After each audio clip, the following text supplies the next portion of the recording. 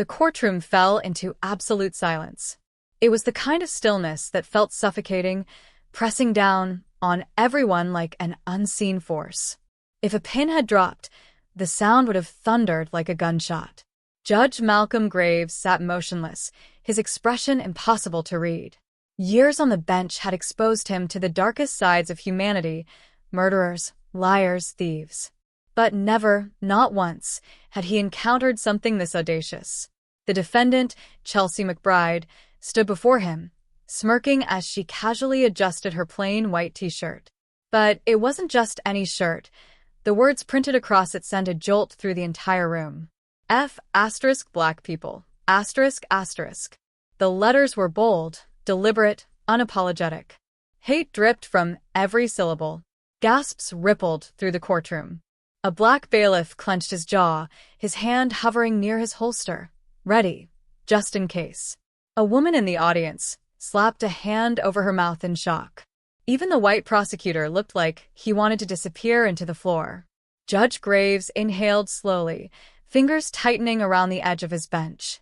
His dark, piercing gaze locked onto Chelsea with a quiet, chilling intensity. "Miss McBride," he said, his voice low but razor-sharp. "Approach the bench." Chelsea strutted forward, her grin widening, blonde hair bouncing with each step. She carried herself like someone who had never faced a real consequence in her life. That was about to change. What happened next would make headlines across the nation. Reporters would call it the most shocking courtroom ruling in history. And Chelsea McBride? She would never be the same again. It had all started 2 weeks earlier. Chelsea McBride never imagined she'd actually end up in a courtroom. Not really. Sure, she had been in trouble before: DUIs, bar fights, even a shoplifting charge. But nothing serious. Nothing that ever stuck. Her father was a retired police chief. Her uncle? A judge in another district. Trouble never really touched her. So, when she was arrested for assaulting a black woman outside a gas station, she wasn't worried. "It's nothing," she had scoffed, blowing smoke out of her car window. A slap on the wrist. Trevor, her boyfriend, barely looked up from his phone. "Yeah, babe." "Probably." Chelsea rolled her eyes. Of course, it was nothing. The woman she had attacked was a nobody. A black woman named Denise Johnson. Chelsea had been drinking irritated. Denise had simply looked at her the wrong way. So Chelsea let the words fly, vile, ugly words. When Denise fired back, Chelsea had punched her in the face. Only when the cops showed up did Chelsea realize she had made a mistake. Denise knew people, and those people made sure Chelsea got arrested. "Can you believe that?" she had complained to her friends later, sipping a cocktail. Over some stupid words and a little slap? Her friends had laughed, shaking their heads. Unbelievable.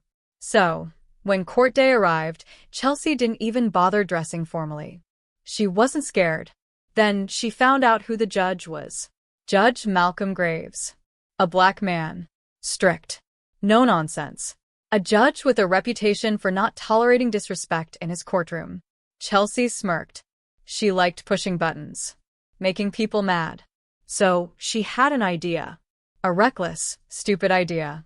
"What if I were something special?" she giggled to Trevor. Trevor barely glanced up. "Like what?" Chelsea's grin stretched wide. "Oh, you'll see."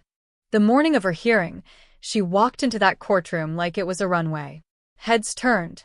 Murmurs filled the room as people read her shirt. Some pulled out their phones to record. Security guards exchanged uncertain glances. Chelsea ignored them all, chin high, walking straight to her seat. Then, the judge entered. All rise. Everyone stood as Judge Malcolm Graves took a seat, adjusting his glasses. And then he saw her. His face didn't change. Not at first. But something flickered in his eyes, something sharp, dangerous. Chelsea's lips curled into a sweet, innocent smile, like a child showing off a crayon drawing. Judge Graves leaned forward slightly, voice calm. "Too calm." "Miss McBride," he said. "You have exactly 5 seconds to explain yourself." Chelsea shrugged, unfazed. "It's a free country, isn't it?" she said. "Freedom of speech." The courtroom held its breath. Judge Graves gave a slow, measured nod. Then, in the calmest voice imaginable, he said, "Bailiff, lock the doors." A single beat of silence. Then click. The doors locking sent a visible shudder through the crowd. The air shifted. Judge Graves removed his glasses, setting them down with deliberate care. He studied Chelsea like a scientist examining something toxic. "Miss McBride," he said, voice smooth, lethal. "I was going to sentence you to probation." Chelsea's smirk returned. Too easy. But the judge wasn't finished. "Since you have chosen to turn my courtroom into a spectacle," he continued, voice dropping to a whisper, "I have decided on a more fitting punishment." His next words sent an icy chill down Chelsea's spine. "You won't be leaving this courtroom the same way you walked in." For the first time, her confidence wavered. For the first time in her life, she felt fear. The courtroom collectively held its breath. Judge Graves turned to the bailiff. "Bring her forward." A towering, broad-shouldered officer named Harris stepped toward Chelsea. "Let's go," he said.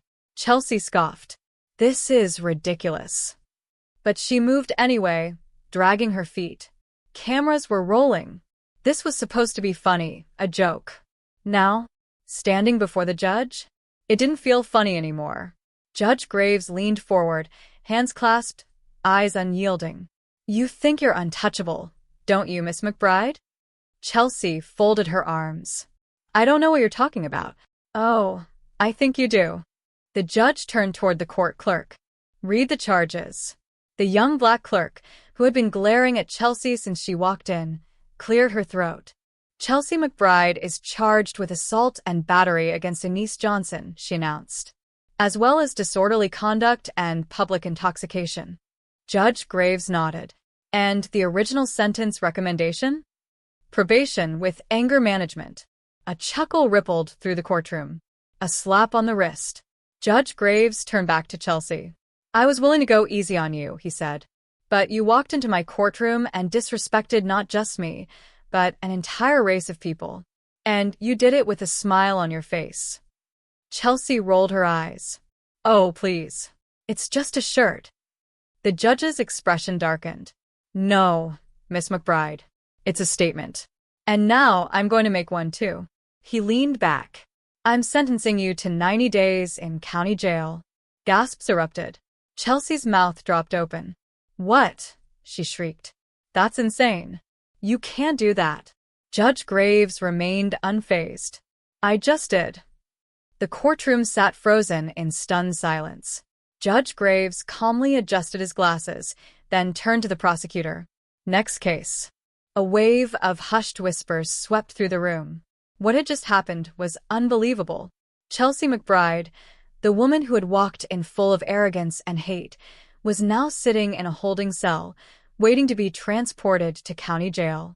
And what awaited her there? It would change everything. The cold metal cuffs around Chelsea's wrists felt like they were burning her skin. She sat stiffly in the back of the transport van, nails digging into her palms, seething. Jail. She was actually going to jail. This wasn't how things were supposed to go. She had expected to walk in, smirk at the judge, get a slap on the wrist, and be out in time for brunch. But instead, this. Her father was going to lose his mind when he found out. He had connections. He'd fix this. He always did. Right? The van rumbled forward, carrying her deeper into a nightmare she hadn't been prepared for. The other women in the van eyed her. Some whispered. Some smirked. One of them, a large woman with short braids and a scar down her cheek, stared at Chelsea for an uncomfortably long time. Finally, she spoke. "What you in for, Barbie?" Chelsea exhaled sharply. "Something stupid." The woman chuckled. "Ain't we all?" Chelsea turned away, jaw clenched, staring out the barred window. No. This wasn't happening. She'd be out by the end of the day. Right? Booking. The moment Chelsea stepped into county jail, the smell hit her like a punch to the face, a mix of bleach, sweat, and something metallic. It was suffocating. The officers led her through processing. Mugshot. Fingerprints. Then the humiliating strip search. When they handed her an orange jumpsuit, Chelsea stared at it in horror. You expect me to wear this? The female officer smirked. Unless you plan on going naked, sweetheart. Chelsea snatched the uniform, face burning. This was a nightmare. Once changed, she was led into an open area lined with holding cells. The shouting, the laughter, the clinking of metal bars. This wasn't like the movies. It was worse. A guard unlocked a cell and nudged her inside. "Welcome home," he said mockingly before slamming the door shut. Chelsea stood still. Eyes were on her. 3 other women occupied the cell. One of them, a light-skinned black woman with sharp eyes and braids, tilted her head, smirking. Well, well, well. Chelsea frowned. What? The woman stepped forward, arms crossed. "You don't remember me, do you?" Chelsea's stomach twisted. The woman smirked. "My name is Denise Johnson." Chelsea's blood ran cold. A nightmare unfolds. Chelsea's brain struggled to process what was happening. Denise. The woman she had attacked. The reason she was here. What kind of sick joke was this? Denise folded her arms, watching Chelsea squirm. "Didn't think we'd meet again, did you?" Chelsea instinctively stepped back, bumping into the cold, concrete wall. Denise chuckled. "Relax, Barbie. I ain't gonna touch you yet." One of the other inmates, a tall woman with tattoos covering her arms, let out a sharp laugh. Damn, Denise. "This the chick that jumped you?" Denise nodded. The tattooed woman shook her head, grinning. "Oh, this is gonna be fun." Chelsea's heart pounded. No. No. She needed to get out. Now. She spun around, rushing to the bars, gripping them tight. "I need to make a call." A nearby guard, an older black woman, glanced her way.